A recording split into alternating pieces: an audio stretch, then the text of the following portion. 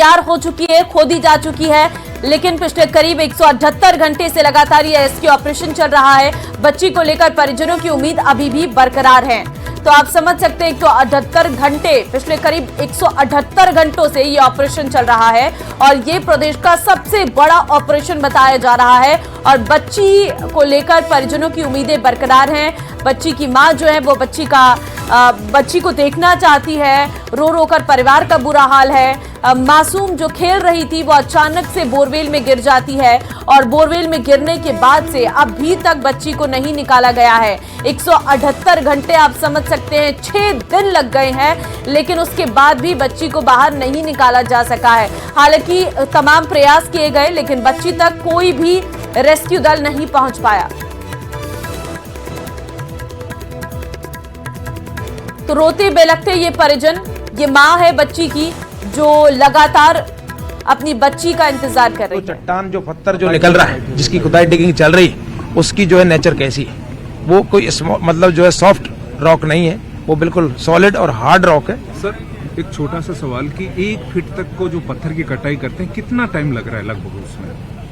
1 inch काटने में लगभग आधा घंटा का टाइम लग रहा है। तो 1 फीट की आप समझ सकते हैं कि मतलब एक्चुअल में क्या है कि यदि हम पहले खुदाई करते और ये चट्टान नहीं होती तो हमको 2 फीट का डाया लेके चलना था। योगेश सर, एक चीज और, क्योंकि आप लोग रात दिन इस तरीके के रेस्क्यू वगैरह करते रहते हैं, क्या आप लोगों को अंदाजा नहीं था कि अंदर की साइड है काफी ज्यादा, जो कि पूरा माइनिंग एरिया है, सबसे बड़ा एशिया का प्लांट यहाँ पे सीमेंट का लगा हुआ है, क्या आप लोगों को अंदाजा नहीं था कि यहाँ पे जो सॉलिड स्टोन आ सकते हैं, रॉक आ सकती है, जिससे निपटने के लिए जो कह सकते हैं कि हाई टेक्नोलॉजी वाले जो हथियार माफ कीजिएगा, जो टेक्नोलॉजी वाले जो उपकरण होते हैं वो यूज करने चाहिए, या फिर क्योंकि पहले से इस चीज की व्यवस्था होती तो शायद डिले कम होती? देखो 150 फीट तक तो इसमें मिट्टी सैंड है, उसके बाद पत्थर स्टार्ट होता है। जैसा कि पाइलिंग मशीन काट के ला रही थी तो वो पत्थर काट के ला रही थी, साथ में डस्ट भी ला रही थी। वो डस्ट पत्थरों की डस्ट थी।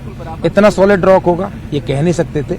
दूसरा ये कि आगे विक्टिम फंसा हुआ है, आगे बच्चा फंसा हुआ है, आप ब्लास्टिंग कर नहीं सकते। जो भी माइनर्स होते हैं, जो भी माइनिंग करते हैं, वो ब्लास्टिंग से करते हैं।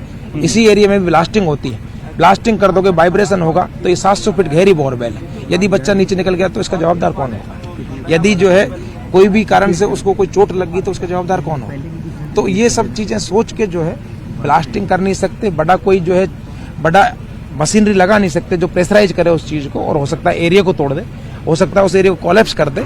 तो उस सभी बातों का, सेफ्टी और सिक्योरिटी का, बच्चे का और रेस्क्यूअर का, दोनों का ध्यान रखते हुए जो है सावधानी के साथ काम करने से स्पीड कम हो ही जाती है, और बाकी जो है परिस्थितियां प्रतिकूल होने की वजह से भी जो है टाइम लगता है। सर योगेश सर, जिस तरीके से हमने दौसा में देखा कि आप 3 प्लान पे एक साथ काम कर रहे थे, प्लान ए वो लगातार जारी था, प्लान बी पे जैसे पाइलिंग मशीन से खुदाई हो रही थी, और प्लान सी है जो जेसीबी मशीनों के माध्यम से भी आप लगातार खुदाई कर रहे थे। क्या आपको नहीं लगता था कि यहाँ पे भी इन तीनों प्लान पे काम होना चाहिए था, जिससे क्या है कि कम समय लगता और चेतना को जो कह सकते हैं कि जल्द से जल्द बाहर निकाल लिया जाता शायद तक? प्लान ए तो आते ही प्रारंभ किया जाता है, और प्लान बी और सी की बात करें, जैसे कि बगल में जैसे जेसीबी से खुदाई हो रही थी, एलएनटी से खुदाई हो रही थी, अभी जो गुना का केस हुआ था उसमें भी इसी तरीके से जो है बच्चे को निकाला गया है, जैसा आपने देखा होगा। कारण ये है कि आप जो बगल में खुदाई करके रैंप सिस्टम से ला रहे हैं वो 50, 60, 65 फीट तक ही पॉसिबल है। यदि आप 165 फीट पे जाएंगे तो आप सोच सकते हैं कि लगभग आप 15, 16, 17 मंजिल जा रहे हैं नीचे। तो उसको दोनों साइड से लाना पड़ेगा, आपको बी शेप में लाना पड़ेगा, और आपको किलोमीटरों टोटल जो है लगभग जो है उसकी खुदाई होगी, और उस प्रोसीजर में हो सकता है कि आपको 20-25 दिन भी लग जाए। तो वो संभव नहीं था, इसलिए उस पर तो प्लान पे काम किया गया नहीं।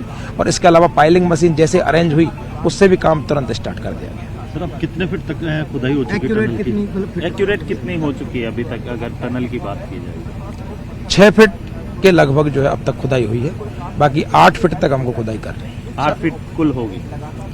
8 फीट दूर लिया गया है तो 8 फीट के अप्रॉक्स होगी। सर एक चीज आ रही है, नीचे दूरी ज्यादा बता रहे हैं कि जैसे ऊपर का जो स्पेस है और जो नीचे का है उसमें काफी दूरी बता रहे हैं। ऊपर से तो 8 फुट नजर आ रही है, लेकिन नीचे करें कि ज्यादा दूरी बता रहे हैं आपस में। नहीं, हमको तो दूरी नहीं बताई गई, हो सकता है आपको किसी ने बताई गई। 10 तरह की भ्रांतियां जो है आती हैं और उसमें हम उसको कुछ कह नहीं सकते, लेकिन जिस बार एक्सपर्ट आए थे उन्होंने कोई खास ऐसी दूरी नहीं बताई। हल्का फुल्का जो है माइनर डिग्री का चेंजेस आ सकता है। सर पिछले 1.5 घंटे 2 घंटे पहले भी 6 फीट थी, 2 घंटे जैसे आप बता रहे थे कि 1 इंच को खोदने में आधा घंटे लगे, तो थोड़ा सा तो बढ़ाया होगा दूरी तय करने में। देखो, 2 तरीके की खुदाई होती है। आपने सामने ड्रिलिंग की, आप 6 फीट तक पहुंच गए, अब उसके डाया को कौन बढ़ाएगा? उसको खोदने के लिए आगे जो है उसको ड्रिल करने के लिए उसमें रेस्क्यूअर कैसे ड्रिल करेगा?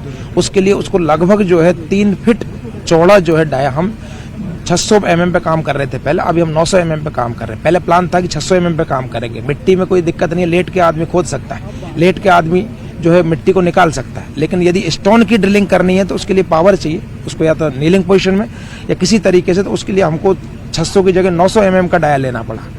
स्टार्टिंग में तो हमने 950 mm 1000 mm का डाया लिया, क्यों? कि जिससे हम प्रॉपर खुदाई कर सके। यदि आप एक छोटी सुरंग बनाना को लेट के, तो आगे वो खोदना पॉसिबल नहीं होगा। कारण समय लगने का कारण है, एक तो जो है एरिया बढ़ाना, जो 2 फीट की जगह हमने 3 फीट कर लिया, 600 की जगह 900 कर लिया, और साथ ही जो है चट्टान आना। सर भीलवाड़ा और खेतड़ी से आपने जो हाई टेक्निक उपकरण मंगवाए थे, क्या उसका बेनिफिट मिला, उसमें सहूलियत मिली आपको रेस्क्यू में? वो जो उपकरण मंगवाए थे, ये चेक करने के लिए मंगवाए थे कि क्या हम जो है सही दिशा में बढ़ रहे हैं, क्या हम कहीं भटक तो नहीं गए। हल्का सा चेंजेस भी काफी लंबा चेंजेस हो सकता है, काफी दिक्कत कर सकता है, पैदा कर सकता है। इसलिए इसको क्रॉस चेक करवाने के लिए हमें सभी विधियां यूज की। हमने 3 जगह से बुलाए माइनिंग वाले और उनके इंजीनियर से चेक करवाया। उन्होंने कहा कि आप सही दिशा में बढ़ रहे हैं। यहाँ लोकल मिस्त्री बुलाए जो गुणिया मिलान करते हैं, उन्होंने भी बताया कि आपका डायरेक्शन सही है। तो ये हम 3-4 तरीके से क्रॉस चेक किया कि हम जब इतना धीरे धीरे बढ़ पा रहे हैं इन दिक्कतों के कारण, तो हम क्यों ना उसको क्रॉस चेक करवा लें, हमारे पास टाइम। उम्मीद की जा सकती है कि आज रेस्क्यू ऑपरेशन अपने हाँ, उम्मीद कर सकते हैं कि हम उसकी तरफ बढ़ रहे हैं, टारगेट की तरफ। Thank you sir. Thank you sir.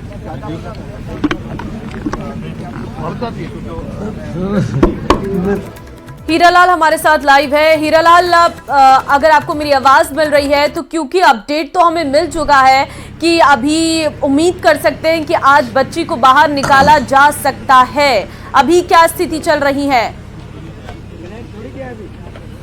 जी बिल्कुल, मैं बताना चाहूंगा कि 177 घंटे से ज्यादा का समय बीत चुका है, लगातार रेस्क्यू ऑपरेशन जारी है। जिस प्रकार से अभी जो एनडीआरएफ के असिस्टेंट कमांडेंट योगेश कुमार ने बताया कि उनका ऑपरेशन है लगातार जारी है। जो नीचे ऑपरेशन को अंजाम देने वाले जवान है, उस चट्टान को जो हार्ड रॉक है उसको काटने के लिए लगातार वो प्रयासरत हैं, और जिस प्रकार की जो चुनौतियां उनके सामने आ रही है उनका सामना भी वो कर रहे हैं, क्योंकि उनके सामने जो फर्स्ट प्रायोरिटी है बच्ची को, जो विक्टिम है, जो बच्ची उसमें फंसी हुई है 163 फीट की गहराई में फंसी हुई है, उसको बाहर निकालने की जो कोशिश है वो लगातार जारी है। तस्वीरों में मैं दिखाना चाहूंगा कि वो जो पाइलिंग के जरिए जो 170 फीट का जो गड्ढा खोदा गया था उसमें ऑक्सीजन पाइप पहुंचाया जा रहा है, क्योंकि नीचे लगातार जो रेस्क्यू ऑपरेशन में जो जवान जुटे हुए हैं उनको किसी प्रकार की परेशानी नहीं हो।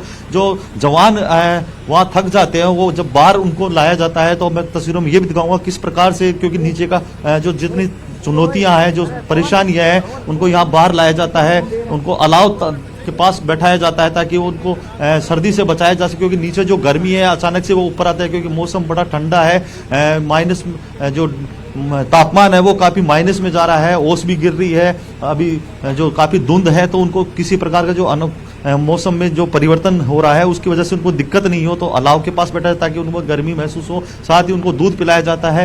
लगातार जो रेस्क्यू ऑपरेशन है, पाइलिंग मशीन यहाँ एहतियात के तौर पर खड़ी कर रखी है, क्योंकि जब जो खुदाई होती है और जो मिट्टी नीचे जमा हो जाती है, उस मिट्टी को निकालने के लिए इस पाइलिंग मशीन के जरिए उस मिट्टी को बाहर निकाला जाता है। साथ ही जो भीलवाड़ा, खेतड़ी और अजमेर से जो उपकरण मंगवाए गए थे, ताकि जो टनल की खुदाई की जा रही है वो सही डायरेक्शन में जाए, किसी प्रकार 1-1 इंच जो उनके लिए खुदाई का जो कार्य किया जा रहा है वो गलत दिशा में नहीं जाए, ताकि बच्ची तक तुरंत से जल्द तुरंत पहुंचा जाए और इस रेस्क्यू ऑपरेशन को जल्द से जल्द समाप्त किया जाए। यही उनकी प्रायोरिटी है, इसलिए उन्होंने बाहर से उपकरण भी मंगाए थे। माइनिंग जो अधिकारी है, माइनिंग इंजीनियर है, एक्सपर्ट है, उनको भी यहाँ बुलाया था, उनसे भी चर्चा की थी, किसी प्रकार की जो लापरवाही नहीं हो। जिस प्रकार से हमने देखा कि 177 घंटे से लगातार जो खुदाई का कार्य है, क्योंकि 7 दिन पूरे हो चुके हैं, 8वां दिन चल रहा है, तो और समय नहीं लगे, आज इस रेस्क्यू ऑपरेशन को ये समाप्त कर सके, ये तमाम कोशिशें इन अधिकारियों द्वारा की जा रही है। जी ठीक है, लगातार रेस्क्यू ऑपरेशन चल रहा है। परिवार वालों से कोई बातचीत हो पाई है आपकी?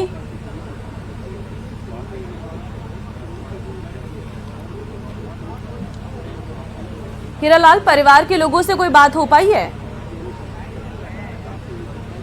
जी बिल्कुल, देखिए हमने परिवार के लोगों से बात करने की कोशिश की थी। पहले भी हमने उनके बात करके उनकी जो पीड़ा थी हमने दर्शकों तक पहुंचाई थी, लेकिन बार बार उनके पास जाकर उनके दर्द, क्योंकि जो बच्ची उनसे दूर है, जो दर्द उनके सीने में है, उस दर्द को और हम नहीं बढ़ाना चाहते, इसलिए हम बात करने में थोड़ा सा वो असहज भी महसूस हो रहे थे। लेकिन उनके जो दादा हैं, उनके जो बच्ची के जो चाचा हैं, वो लगातार हमसे संपर्क में हैं और हम उनसे लगातार बात भी कर रहे हैं। उनकी जो पीड़ा है वो आपसे साझा भी कर रहे हैं, लेकिन उनका कहना है कि कहीं ना कहीं जो देरी हुई है उसमें जो नाकामी रही है प्रशासन की, वो कहीं ना कहीं इस पूरा सिस्टम पे एक सवाल खड़ा करती है। उनकी यही गुहार है कि जो बच्ची को जैसी भी स्थिति में हो, जल्द से जल्द उसको निकाल कर उनके सुपुर्द किया जाए। लेकिन सबसे बड़ा सवाल होता है, क्योंकि 177 घंटे का जो समय बहुत लंबा समय होता है। बिल्कुल।